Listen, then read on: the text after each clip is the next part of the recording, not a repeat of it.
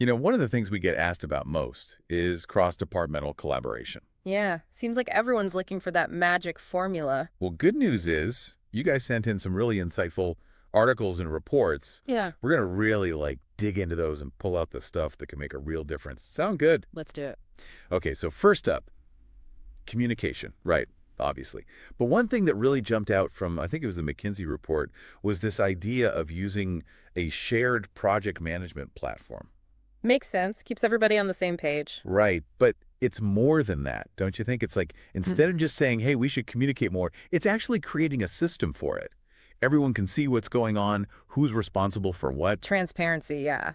Builds trust too, which is huge when you're trying to get departments to work together smoothly. Speaking of smoothly, Mhm. nobody wants to have to go begging for help from some other department they barely know, right? The worst. Especially when you're up against a deadline. Exactly. And that's where the whole relationship building thing comes in. Remember that case study? I think it was from Harvard Business Review.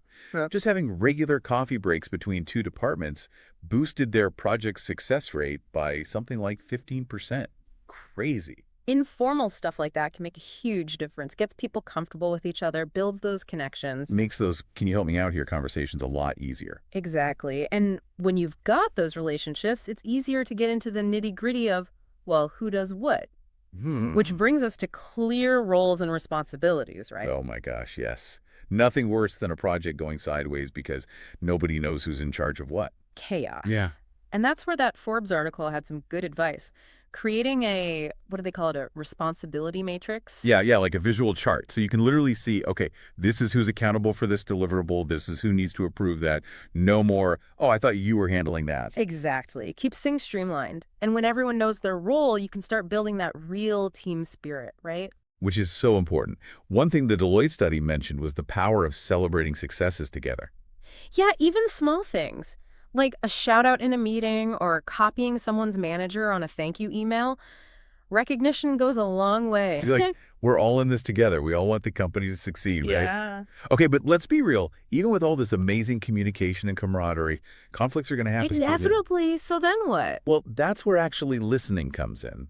And I don't mean just waiting for your turn to talk. It's about trying to understand where the other person's coming from, even if you don't agree with them. Right, because ultimately you're trying to find a solution that works for everybody, right? Yeah. Find that win-win. Exactly. Because when departments can resolve conflict effectively, well, that's when you see real progress, real innovation. So, to wrap things up, open communication, strong relationships, clearly defined roles, genuine teamwork, and being able to work through conflicts constructively. Those are some pretty powerful tools to have in your back pocket. And think about it, all this collaboration, it's not just about making things easier, though it definitely does that. It's about creating a work environment where everyone feels valued, heard, and empowered. That's when the really great stuff happens.